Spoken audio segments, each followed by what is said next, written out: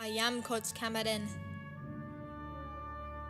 and I see a whole army of little soccer warriors here in defiance of out-of-control coaches and parents. You've come to fight as free players, and free players you are. What will you do without freedom? Will you fight? No. Not against them. They're too scary. They scream at me repeatedly, and if I don't comply, they will take me out of the game. And I'll be embarrassed and ashamed. So will I fight? No. There's too many. I can't fight. I don't want to be subbed off. I want to play. So I'll do what they say. Aye. Fight, and you may be subbed. Comply, and you'll stay on the field. At least for a while. And retired many years from now. Would you be willing to trade all the games from this day to that for one chance, just one chance, to come back here and tell the parents and coaches, shut up and no more, this is our game, not yours, and to tell them that they may take our game, but they'll never take our freedom.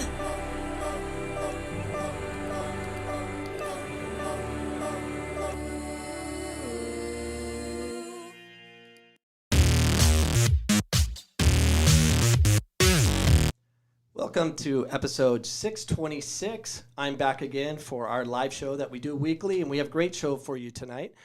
We have the 2021 goals discussions with two past players of mine. We got Marin, I almost did it again, Marin Rice and Karis Stoll with us in studio. They're currently playing college, and we'll talk about that in a little bit. But they're here to talk about Coach Dave and his progression as a human being, and hopefully I don't get ripped on too much because I want honesty, and that's what we'll get, hopefully. Also, we'll have Steven Adams with God Love Soccer. He'll be on later tonight, and we're taking questions on YouTube, Facebook, and Twitch. We're now on Twitch, and go ahead and put your questions there, and if we like your question, we'll answer them live on this show. So you can ask a question not only to me, but you can ask it to Marin or Karis, or Melissa. Is it Melissa? No, Amanda? I got it. Amanda's in studio as well, but I didn't know she was coming, so she's just hanging out. Anyways, she's a track star. We'll talk about her a little bit without her chiming in. We'll let Karis do that. And, yeah, that's it. I'm excited about this show. You should be too, but first, a word from our sponsor. This episode is brought to you by CoachCamera.com. A place where you can get all your merchandise. Go to CoachCameron.com, click on the store, and buy the most expensive t-shirt you've ever bought, or the most expensive mug you've ever bought. You know why? Because I'm featured on it. I'm like the Nike symbol. Once you put me on it, it's going to cost twice of the value. But more importantly, you're contributing to a wonderful podcast. You will sustain this podcast if you make... I'm sorry, Coach Cam. I can't do this anymore. You are way overpriced. It's disgusting how much you're... I am not overpriced. Get them off. Don't want them on anymore. That's the worst sponsor ever. But you can sponsor this podcast. You know you can do that. $25, and I'll mention your company. Promise. Just kidding. But you can email me at coachcameronpodcast@gmail.com if you want to know how you can get involved. But if you can't buy a product, and believe it or not, we've sold products, which is shocking to me. People actually are paying for stuff like this. And then there's Medulla Oblongata. Yeah, we have a lot of products you can buy online, but you don't have to. The best thing you can do is go to my YouTube channel and subscribe to it. So go to YouTube and search Coach Cameron Podcast. You'll find it. Or just go to CoachCameron.com and you can find all our past shows and what's going on with the Coach Cameron Soccer Podcast. IT Ryan is running the show. Thank you, Ryan, for all that you do. Her mic's jacked up, so if she ever has to get inserted on the podcast, her mic's jacked up. So we have to buy another mic next week. Don't tell my wife. It's going to cost more money, and we don't have that kind of money to spend. But in order for the podcast to grow, we need another mic. So you can donate to the mic foundation. That I'll put a GoFundMe page up. It's going to be like $250. These mics are not cheap. Anyways, we appreciate IT Ryan and that unbelievable pre-show she puts together. It really encapsulates what we're trying to do here. We're trying to educate the United States of America on who to vote for. I'm just kidding. On how to govern the youth today as far as their development in sport, in particular soccer. Jack and Jet are going to be back for Jack and Jet 1v1 battle, so they're in the backyard, getting very excited. And there's a drone involved, a drone and Jack and Jet, possibly blood, but we'll get to that later. But let's talk about Kara Stoll. Kara Stoll, how are you doing? I'm doing great. Okay, Kara's played at Millennium for 4 years as a varsity member of the Millennium Purple People Eater Tigers. And now she is at Dallas Baptist University. How's Dallas Baptist University been treating you? It's amazing. I love it. It's a perfect fit for me. And you won a national title. Yeah, we won Division I NCCAA national championship. Yeah, the fact that you actually competed and had a chance to win a national title and you won one, and you can win another one this spring, right? So you can win 2 national titles within a year. Yeah. It's never been done. Yeah. Well, it's exciting. It is exciting. Yeah, it was fun to watch you play. I know you're an unbelievable tennis player. I mean, what other sports did you do? Did tennis, cross country, soccer? I never did cross country, but you ran. Tennis and soccer, then just like running for fun, I guess. Yeah, I run for fun now, but mine's for mental clarity and make sure I can survive this world. I run alone in the mountains. But you had a choice. So tennis, you were the number 1 player in tennis? Or at Millennium? I was in the top 3, but I would switch between 1, 2, and 3. Yeah. So you were a captain your senior year at Millennium. I think your junior year too. I'm not sure. Yeah. Mm-hmm. And we appreciate having you on. We're going to have a lot of conversation tonight about the 4 years you were with me. And during those 4 years, there was a transformation in the middle of your high school career. And that's why we bring on Marin Rice with us as well. Hey, Marin, how you doing? I'm good, Dave. So Marin played for me 4 years at Millennium High School, and now she is at Embry-Riddle University. Mm-hmm. And you guys didn't play in the fall? No, you didn't have a season, and that was unfortunate. That's the difference between Arizona and Texas, apparently. I thought Arizona was like Texas, but it's not. We're not the same. But we don't want to talk too much about that. So Embry-Riddle, what are you studying? I'm studying global security and intelligence. Global security. What are you gonna, who are you going to secure? The New World Order? What The United States. The United States of America, not the world. We'll see. Yeah. So you were at Millennium. You 4-year starter at Millennium and varsity, and you were captain your senior year. Yep. Just your senior year, not your junior year? Yeah, just senior year. Good. Oh yeah, Karis was the sneak pick. Yes. Moving in, but you were captain your senior year, and you were an unbelievable player. It was so fun watching you play, and I'm looking forward to watching you play more. Let's talk a little bit about Embry-Riddle. Embry-Riddle University, their women's program's really good. They're always top 10 in the country. And what can you tell me more about Embry-Riddle? For the soccer team, I love all the girls and the coaching staff. It's really unfortunate that we didn't get a season this year, but I'm super excited for hopefully next year when we get to play.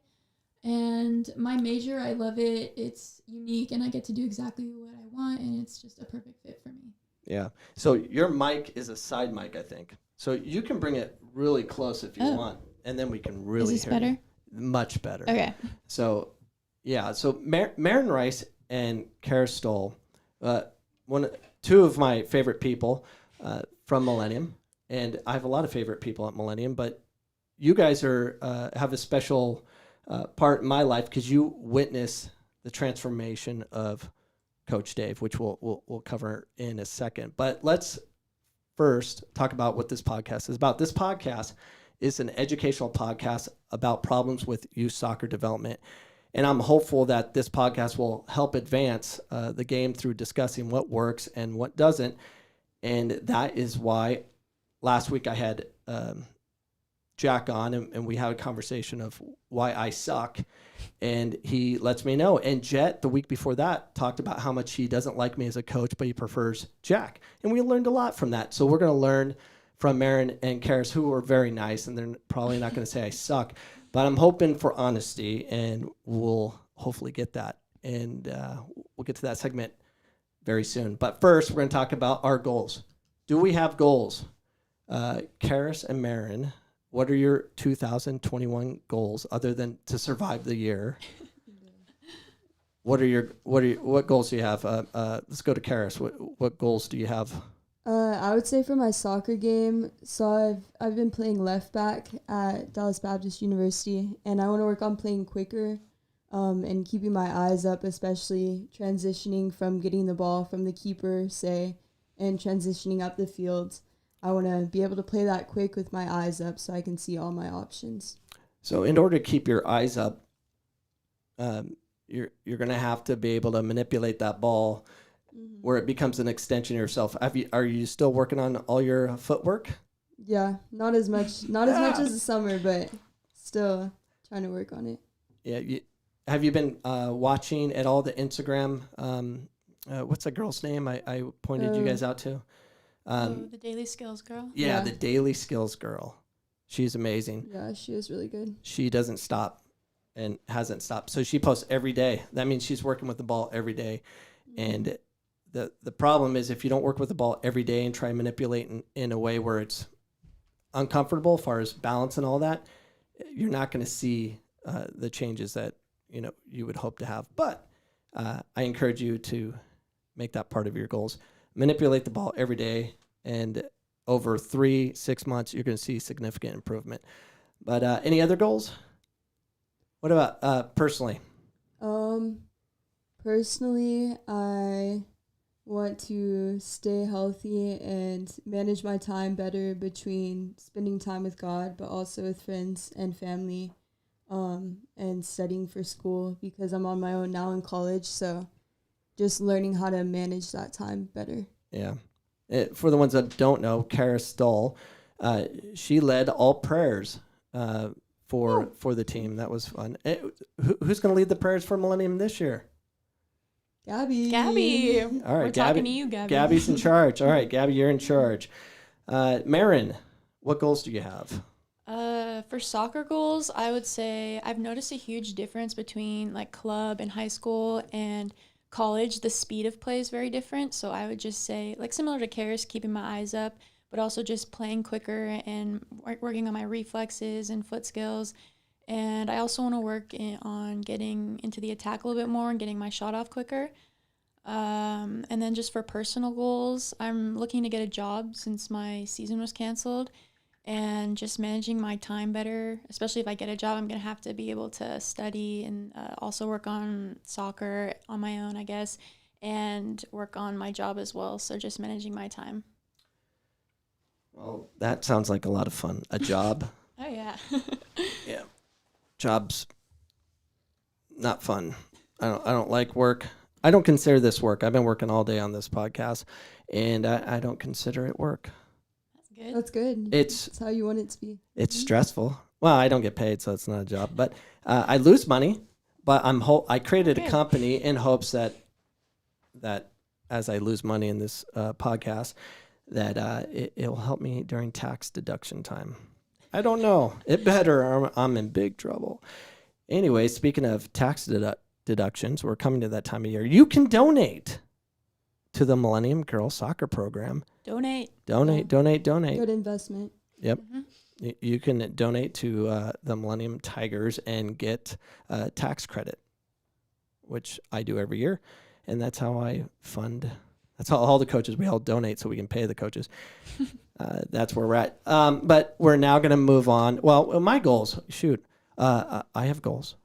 So my 2021 goal is as I complain about soccer development, youth sports development, I cry about it all the time, and I want to do something about it. So I'm going to, once we're allowed to compete outside and we can get COVID behind us, I'm going to start hosting games at Phoenix College where we're going to change the rules of the game. So I'm going to invite teams to come play, same age group, and of coaches I know that are willing to do this.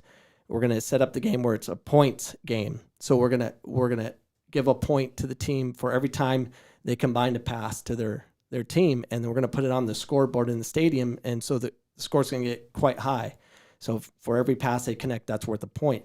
Every goal they score is going to be worth 1, and we're going to just change the rules of the game to make it more important for the players to recognize the importance of just not kicking it, but they actually have to have a thought every time they have the ball. So we're gonna change the game that way, and I'm excited about doing that. And podcast 1,000. My goal is to get to podcast 1,000 this year and make it a big one. Where it's probably be around, I'm guessing December time next year. I'll be at podcast 1,000, and we're gonna make it a big celebration, big party to celebrate that. And you guys will be in town, hopefully for Christmas. Yeah. So it'll be a Christmas special. And my last goal is I need to redefine myself as a coach, knowing that I know nothing. And if I think I know something, it has to be wrong. And the reason I say that is because all we are is trying to, obviously, down the road, someone's going to do it better. So improvement's always going to happen, and I want to keep improving. So the ones that are doing it wrong later are doing it less wrong, I guess. I don't know. I just don't want to be saying this is the only way, because it isn't. We don't know what the only way is. But let's get on to Bad Dave versus Better Dave. So this is the uncomfortable conversation where Marin and Karis get to talk about Coach Dave, me, my transition. So what happened was I went from a coach that was very serious, and I transitioned to a different approach, which they'll kind of discuss a little bit. But you, the listeners, or past players of mine that hate me, and I totally understand why you hate me, you can go ahead and comment and throw in a question of why I did this to you and how I ruined you or anything like that. I'm okay with dealing with that, because I think that'll not only help me, it'll help other coaches understand that they need to look in the mirror and understand that there's a better way of doing it. So anyways, so let's talk about your first 2 years. Marin, we'll start with you. How was the first 2 years for you? And I get you guys have thick skin, but you can even kind of just describe what was your experience in the first 2 years at Millennium under my leadership, or lack thereof. Well, I would say I was super excited to be playing varsity as a freshman and a sophomore. I just consider myself really lucky to be there. But like as a coaching standpoint, I think that it was definitely different from our last 2 years. Karis and I can both attest to that. I think that all 4 years we had a really talented group of players, which is why even though you were kind of reinventing yourself as a coach every year, we were still able to pull through and adapt to your coaching style and still be really successful. But in terms of you as a coach, I feel like it was definitely more, you were way more involved and always on the field. And I feel like the energy was a lot different than it was the last 2 years for us. And I don't think it was necessarily negative, but it was just very different. It was a completely different coaching style. Yeah, I think one point you brought up was the involvement. And I was very involved. And you guys had to adapt to me versus the coach adapting to you and trying to create a team. And that's a big struggle. If you have to spend part of your your learning development, trying to learn how this team functions, how to compete and win, however you want to compete and win, you have to deal with the coach as well. And I think that's what coaches don't understand is the coaches get in the way and the players have to learn how to deal with you as they try to learn to deal with the game. And that's a big problem. And I think that hurts your development or hurts the ability for you guys to get better. Karis, what are your thoughts on your first 2 years with me versus the last 2 years? I enjoyed all my years, but the first two were definitely a lot different. I think in terms of you as a coach, I think the girls would say like you're kind of more intimidating in a sense because I'm trying to think how to explain it. Just because you like were more involved and You were loud. you were loud, like very expressive, and we would hear from you like on the field if we did something wrong, or instead of just kind of hearing from you in a more relational way. And I think because of that, I think we were a little more scared to experiment and kind of do our own thing because we wanted to stick to your plan. And I think that has good things and drawbacks because you want to have authority as a coach. And I think you definitely had that. But I think it helps as the last 2 years you developed more relationship with us and we got to know you more, I feel like, as a person. But also you gave us more freedom to do our own thing, which I think was very helpful for us. How dare you, Karis, talk to me about that in my own home? I'm just kidding. No, it's when you're coaching, my intentions have always been the same, but how I express my intentions as a coach was different. And I've always been in a situation where I would reinvent myself every year, but I really didn't know how to really let go in such a way where stop worrying about every little detail and just allow the process to happen as far as the team becoming a team and the team creating their own identity and figuring things out.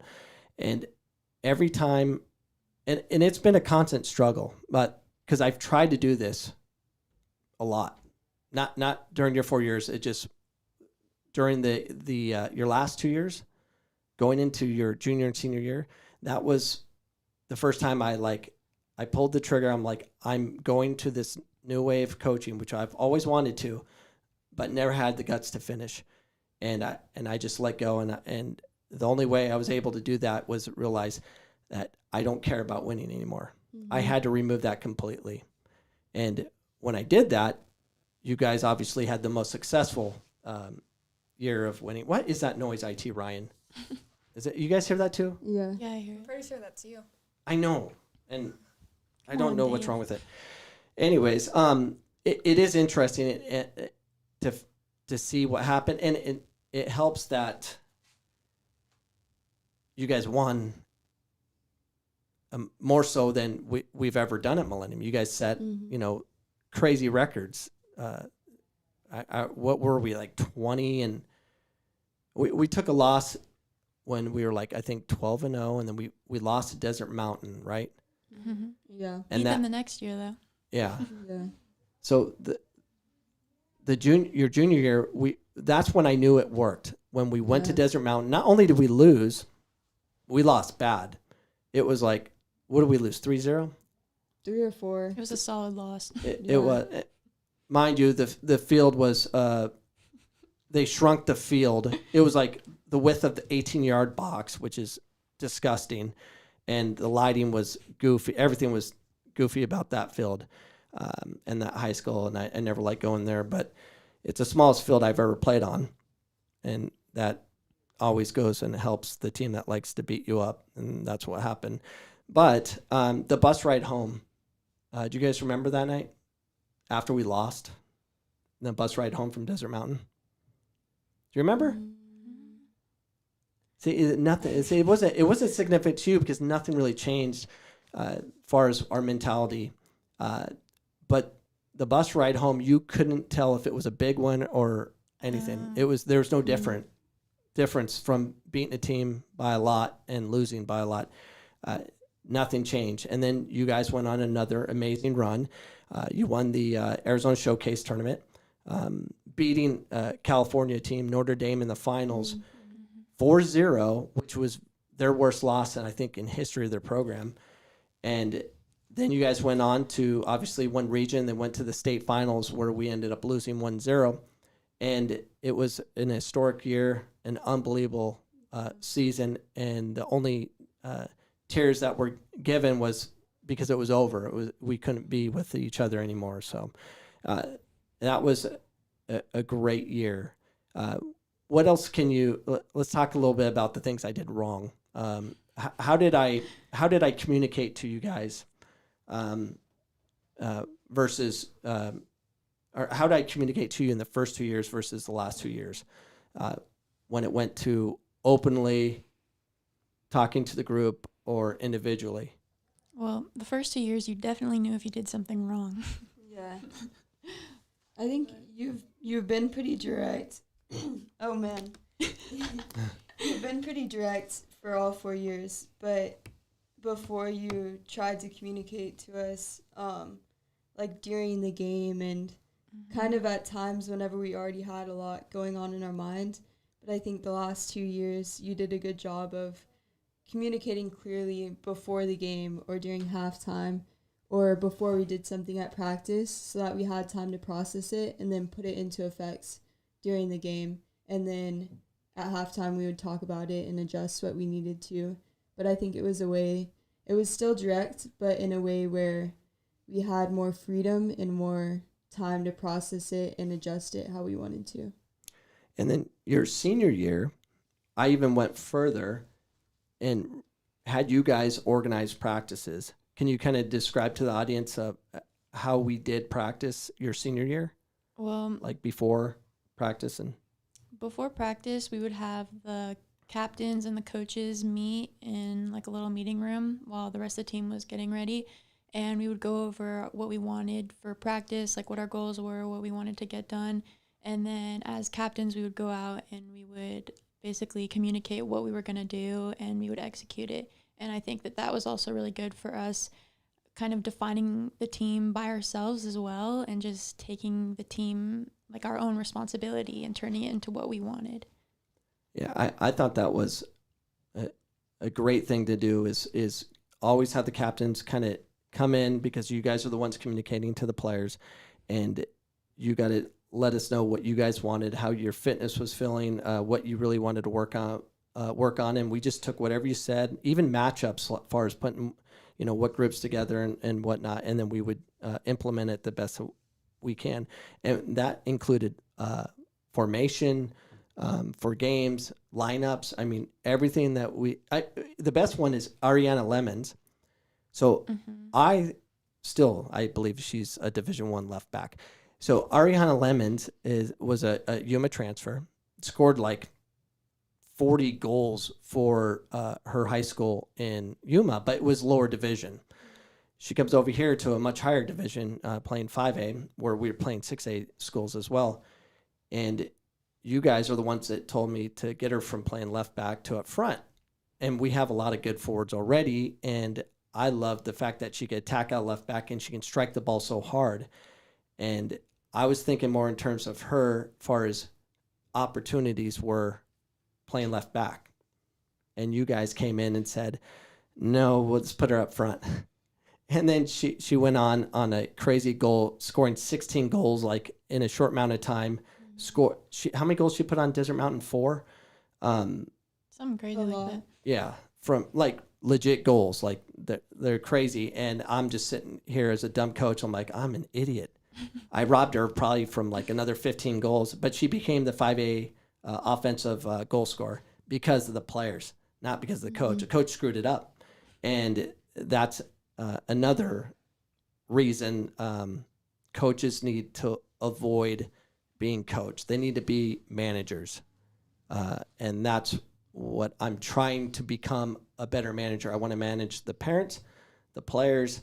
I just want to make sure your buses show up on time, you guys have food, and you have a schedule, and do all the managing and provide a great coaching staff to be able to help you guys That's what I like doing. One of my most favorite things about the transition was the interviews. So the opportunity to meet with you guys. Describe what that was like, and for the team and for you guys individually about the interviews. Starting with Marin.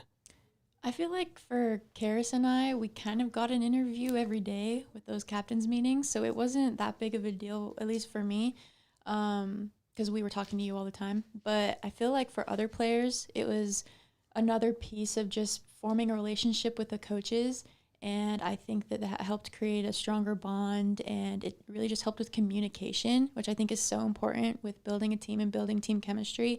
So I think that the meetings was something that you guys did really well in connecting to all players, because you didn't just do it with your varsity starters or just players that you thought needed it. You did it with everyone. So I think that the players really appreciated that.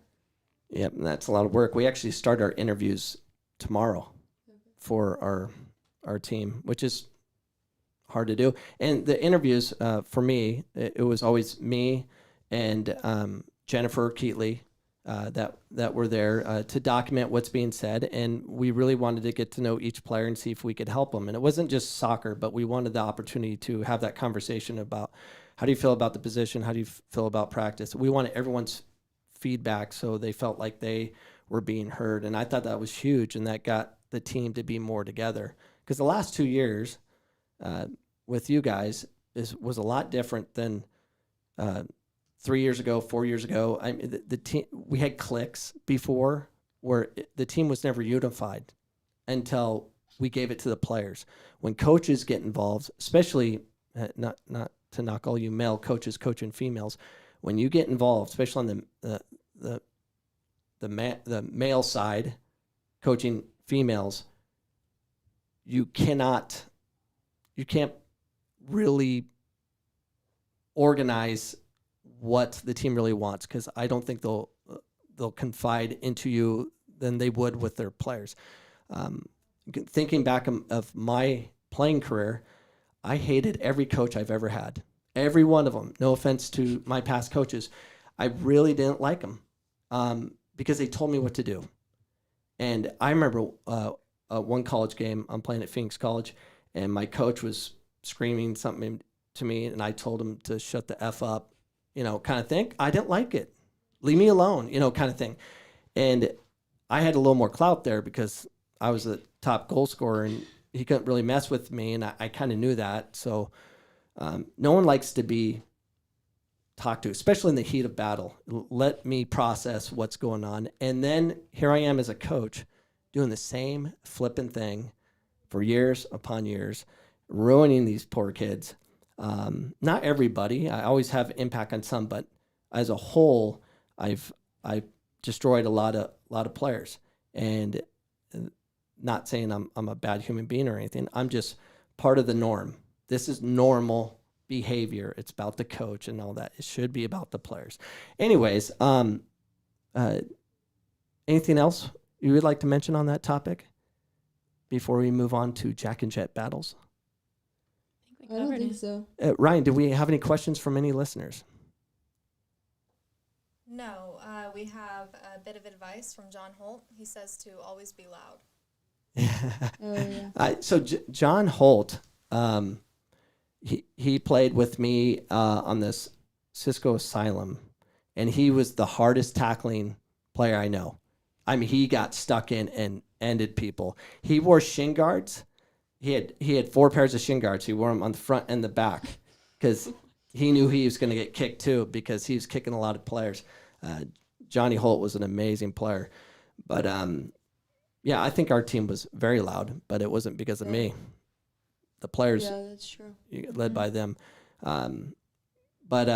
Yeah, seeing that there's no other questions, we're going to move on to the Jack and Jet 1v1 battle with the drone. And as we're watching this, if you want to comment and ask a question, please do so we can answer those questions for you, because I'm an open book. I don't know about Mary and Karis, but you never know. Ask your questions, and if they're appropriate, we will we'll answer them for you. But the Jack and Jet battles, 1v1 battles that we do every Sunday. This one's the first one that we're not doing live because it involved a drone, and we got to be careful, and I had to be back there. So we pre-recorded last night. So these are battles that Jack and Jet do, and they tend to get hurt, and of course, someone got hurt, and we get to watch that. So with no further ado, Ryan, play the clip.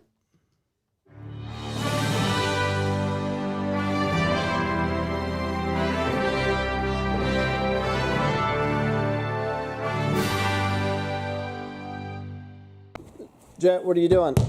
Gonna attack Jack with my drone, my new drone we bought. All right, so what are you doing? This You're gonna Jack's gonna try to dribble, and I'm gonna try to hit him to get him away from the ball and make sure he can't dribble that long. All right, let's go.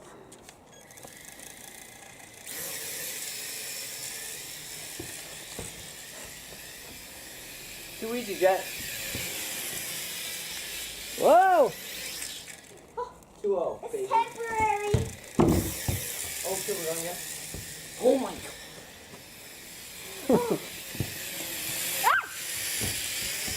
The scariest thing about this is if it hits you, Too easy, man. it'll pull it. Jack, Get him. that's not even fast. Too easy. Ow. Ow! Dude, that actually felt good until I hold it on to him. Yeah.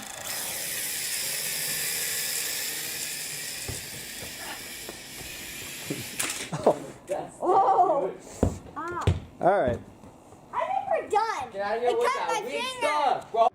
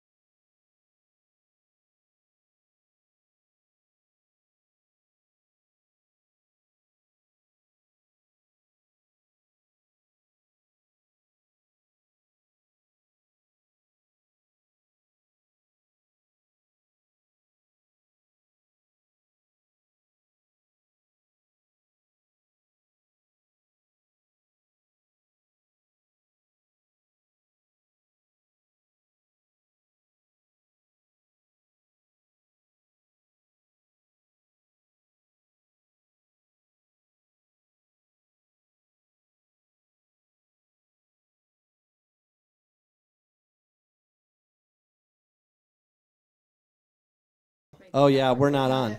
Thank you. You can scream at us if you can't hear anything. So my wife came in all quiet because our sound was turned off. She didn't realize she can say, "Hey, you can't hear you." So I don't want to be on this. and sorry about that. We'll try that again. So the Jessica Mcdonald Academy. This is what Jessica wrote. She says, most people in the soccer world know we have a problem with the United States pay-to-play model. The pay-to-play format does not provide equal opportunity to all children. I was one of the lucky few given chances within the pay-to-play format. I am truly grateful to the people who supported my journey. At the same time, I'm very concerned that many young girls and boys continue to be denied equal opportunities to succeed. I'm not willing to wait for those in leadership positions to address the lack of involvement and support in the inner cities. The inner cities of America have the talent we need to grow the game we love. As such, I will open a K-8 soccer charter school in Arizona called the Jessica Mcdonald Academy, JMA. This school will provide more combined scholastic and soccer training to our youth than ever before attempted. Thoughts through my contacts in Arizona, I've enlisted some of the top minds in education and support that and soccer that truly understands K through 8 development. I hope this school will be embraced by the people of Arizona and throughout U.S. soccer. Together, we can change the world, but change requires hopeful risk. With national support, I know we can create something great. Please join me in the mission by donating to the Jessica Mcdonald Academy. So that's a program I'm involved with, and this was launched officially as far as accepting funds to this 501c3 last week. And that evening, we had over $1,000 in donations online just from a Twitter post by Jessica McDonald. I don't know what it's at today, but we're going to bring Stephen Adams on to talk more about that.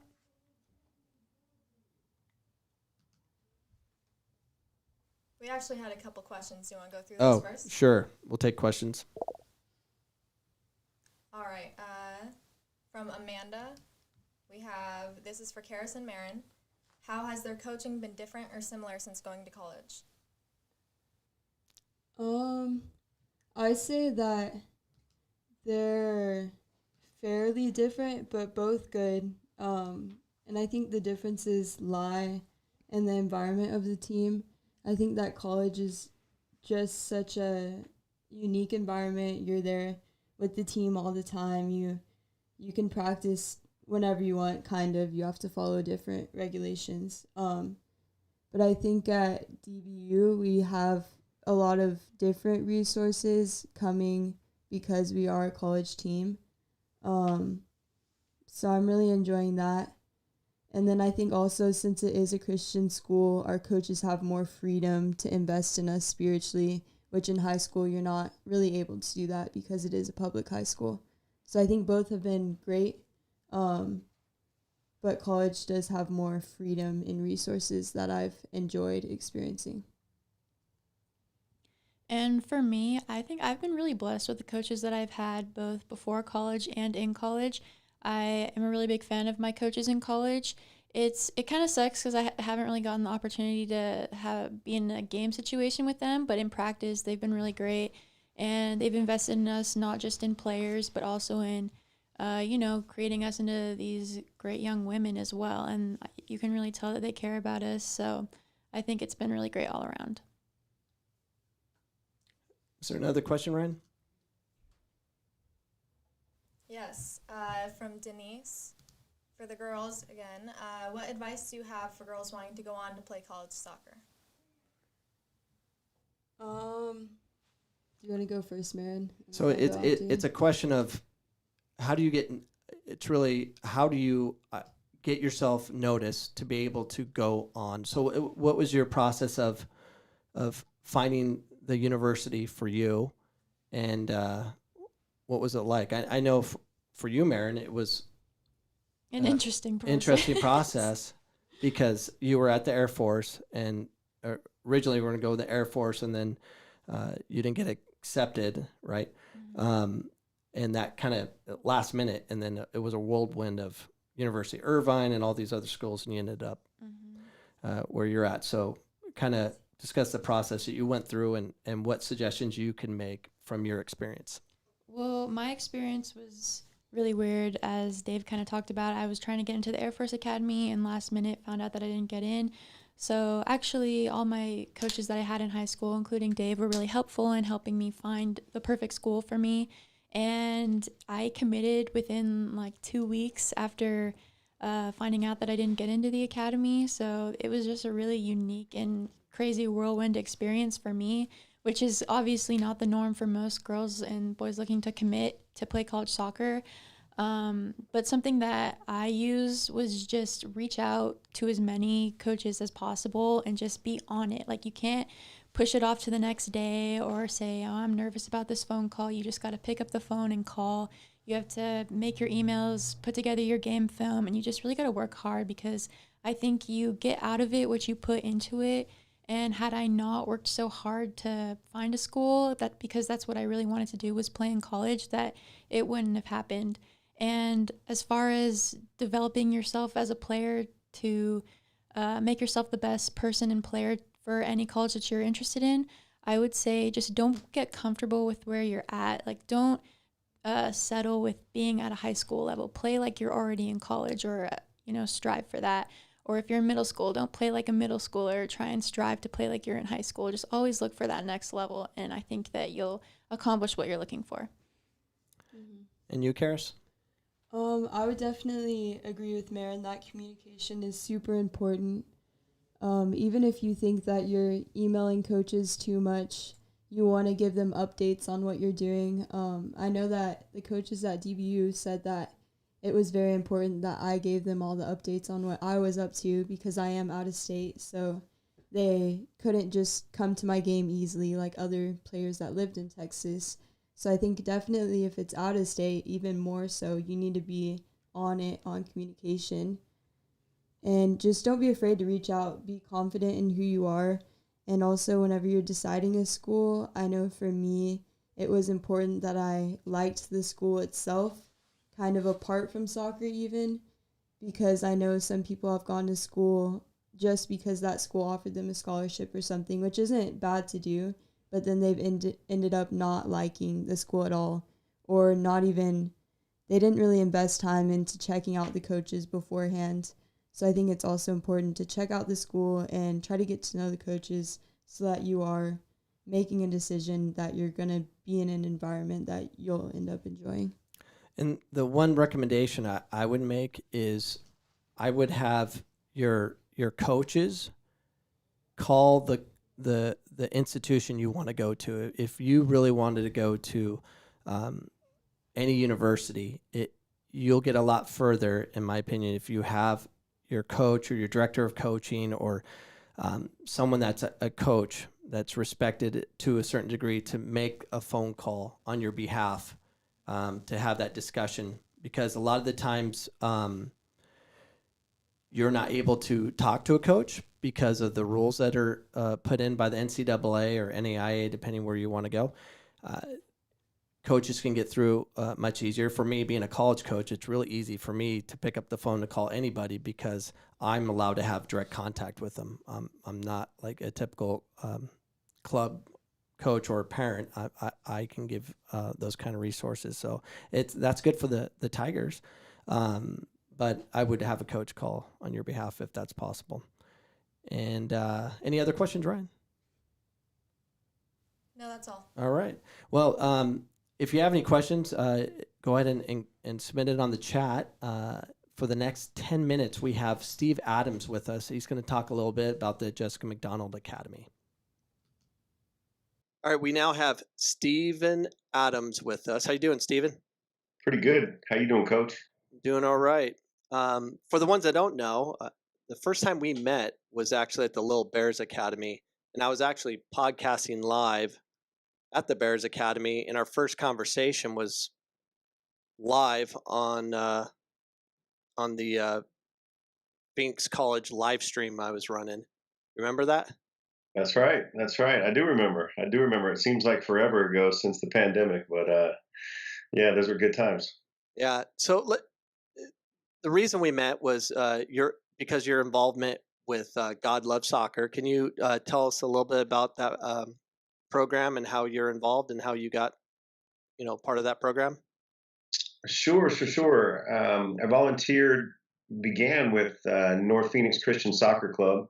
And for those of you that aren't aware of that club, it was headed by a gentleman by the name of Miles Grunwald, who really had a passion for helping refugee kids. So I was coaching there for a couple of years, and then ultimately helped start the charity that we wanted to grow to do that even on our broader scale that's not just associated with the Baptist Church. So we started God Loves Soccer and continued the mission with coaching refugee kids. And then voila, a friend of the friend introduced us, and just loved what you were doing with the inner city kids, and it just kind of seemed like a perfect gel.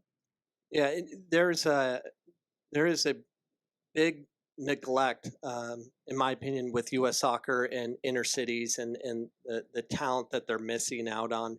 And I get a lot of refugees. A lot of them went through the North Phoenix Baptist organization for how they're training kids in soccer from the refugees that we have in Phoenix, and a lot of them end up playing at Phoenix College because they weren't identified. Because it's hard to be identified if you're not playing for the typical pay-to-play soccer club. So I end up getting a lot of those athletes, and I have to move them on to the university, whereas they're not given the opportunity. So that's kind of why I started the Little Bears, is to help identify these players early and give them a chance to play at the next level. But it's a big undertaking, and it's only going to grow. And there's just so many kids, especially in Phoenix, that are playing, that kind of led up to the Jessica McDonald Academy. So can you tell me a little bit, or tell our listeners a little bit about the Jessica McDonald Academy and exactly what it is? Yeah, so Jessica McDonald is, as you guys are all probably aware, amazing women's national team player, world champion, and has a connection to Phoenix, has a connection to Phoenix College and David Cameron. And crazy enough, my alma mater undergrad is University of North Carolina, and she actually transferred from Phoenix College and played for UNC and Anson Doran. So there was all these crazy connections that you normally don't see with just myself, obviously you, Coach Cameron, and then Jessica McDonald being brought into the fold. The long and the short of it was we started talking about it pre-pandemic, and something that we thought it would be really, really important to do, because these inner city kids, including the refugee kids, a lot of them don't have transport. A lot of them don't have money, like you were talking about, to do the pay-to-play model that I grew up playing in myself. And I agree with you. It's what's broken with U.S. soccer. If we can take those kids with soccer in their blood and actually get them to the competitive levels and actually allow them to play at those type of levels, I think we'll see our soccer program, not just our inner city youth, explode and become something very, very competitive. So that's the mission. We're starting a charter school to facilitate this mission, and I'm really, really excited about it. 2021 is going to be the kickoff, where we put together something amazing to help the inner city kids, the refugee kids. And hopefully it grows to be something even bigger and broader along the Phoenix area with time to come. Yeah, it's gonna take a lot of work, and a lot of the work is going to be fundraising. And I know we have some major players they're actually looking into the Jessica McDonald Academy, hoping to fund a lot of it. We are looking for community donors as well, because it's from what I know, it's a 501c3, and you can donate today at jessicamcdonaldacademy.org. Is that the website? That's right. That's right. Yeah, so I'll share a link in this podcast, but we're accepting donations right away. We launched last week, her website. Yeah, we launched the website last week, and Jessica's been promoting it over her social media, her Twitter feed, and response has been amazing for only a week for kickoff. So again, I think it's going to be a huge 2021, and I think this charter school is going to change the lives of many kids, as well as hopefully U.S. soccer as a whole. Yeah, and the charter school, it's actually it's starting off from what I understand is K through 8th. That's right. It's going to offer basically.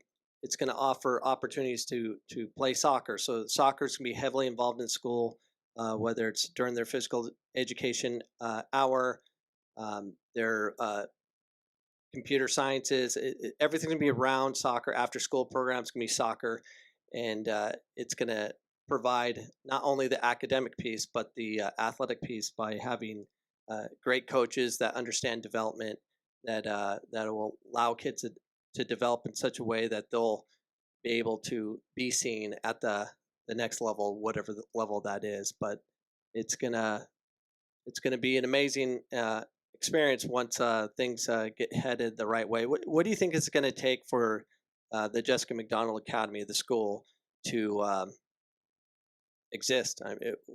What are the current holdups, and what can we do to make sure this school becomes more real, other than just talking about it?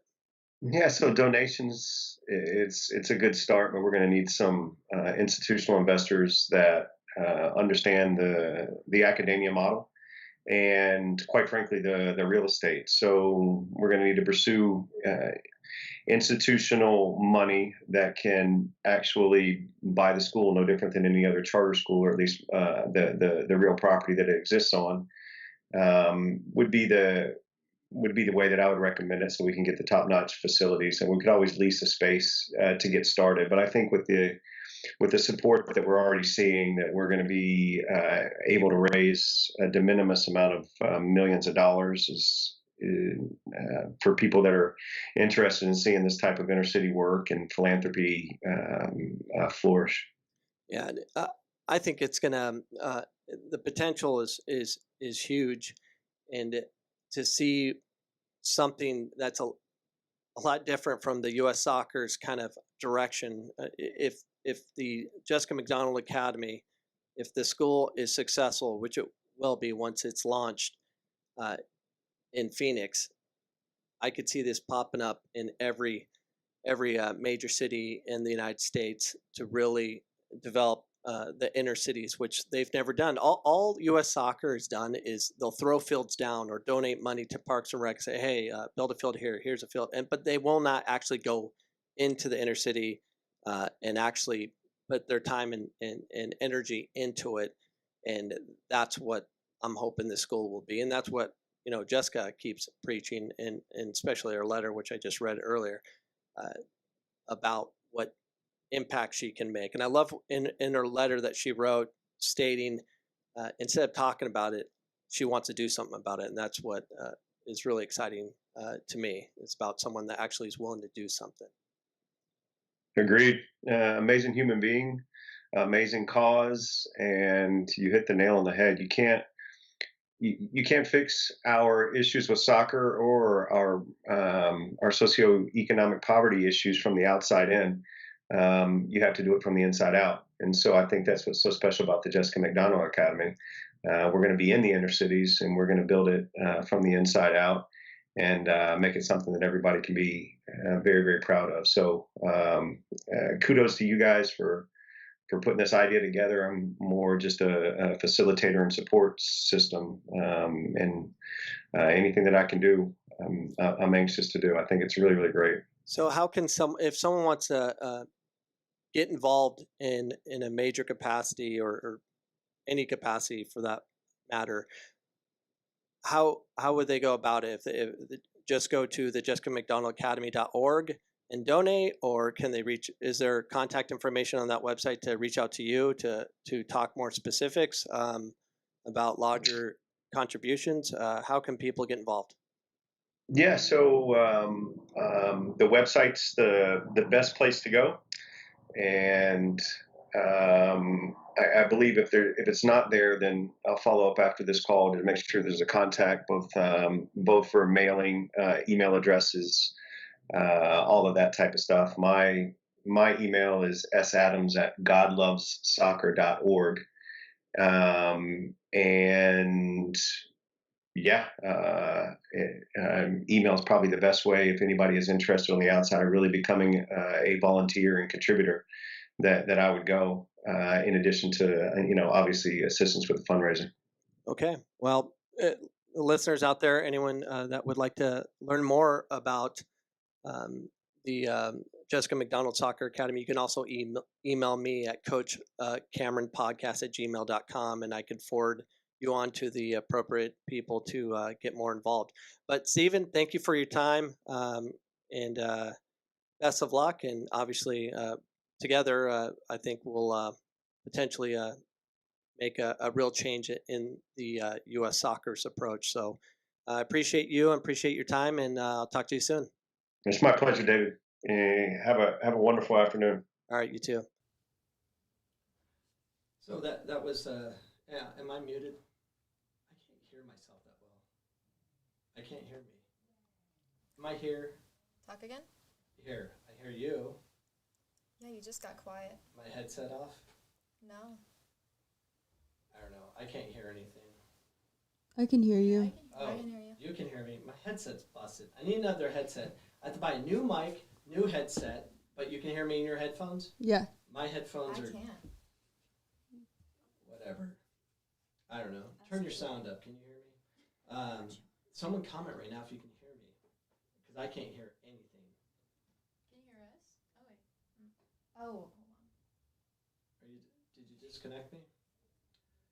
And this is why the live show sucks. I hate doing a live show. Is that any better for you? I can hear you.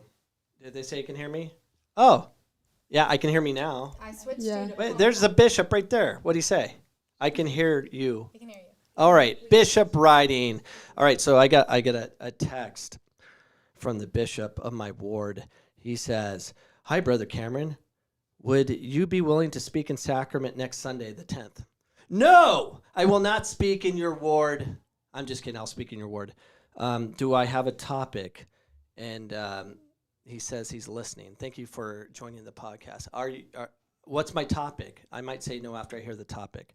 No, I'll speak next Sunday. So if you want to hear me speak live twice next Sunday, I'll be live at the Corte Sierra Ward at the Thomas Building, which is across the street from Estrella Community College at, when's church, 10:30? I think it's 10:30. I'll be speaking live there. And then I'll be live on YouTube, Twitch, Facebook, and maybe Twitter or Instagram. We got to figure out one of those. We keep adding another live location that we'll figure out, a platform, right? IT Ryan, yes. So I'll be speaking twice tomorrow or it's tomorrow, next Sunday. Anyways, that is our show. Unless we have any other questions. Any other questions? No. Okay. No. I want to thank IT Ryan for all her wonderful work she does to make sure the show is muted or unmuted or micless. That's my fault. Or headgear's not working. We got to buy another headgear. Buy merchandise at CoachCameron.com. If you do that, I can get another mic and headset without getting yelled at by my wife. I'm getting it anyways, but we need money. But thank you, Marion Karras, for coming on the show. We appreciate you and your words of wisdom, which it's much needed. We appreciate you, and we'll have you back on, I'm sure, a year from now at the 1,000th episode. Yeah. Yeah, and also Amanda, thank you for being in studio with us, and also thank you, Stephen Adams, with God Loves Soccer. We appreciate you and all that you're doing for our community with the Jessica McDonald Academy. And I hope you guys enjoyed the podcast, and we'll see you next Sunday at 7 p.m. Mountain Standard Time, or at my church at the Corte Sierra building. You're more than welcome to come watch me speak. You got to have a mask on, and you have to be separated by rows. And while I'm talking, the biggest annoyance in my ward, my church, after everyone uses the mic, one of the counselors takes his wipes the freaking podium and the mic and all over it's annoying, Bishop writing. Are we that filthy? I don't know. I already had COVID, so you don't have to wipe down the podium for me. Keep it dirty, I say. And if you want to listen to my daily podcast, I'm thinking about doing it Monday through Friday, audio only. And it'll be on iHeartRadio, Google Play, iTunes, or wherever podcasts are found. Or go to CoachCameron.com for direct access to all my content. Thank you for joining us, and we'll see you next Sunday. Peace.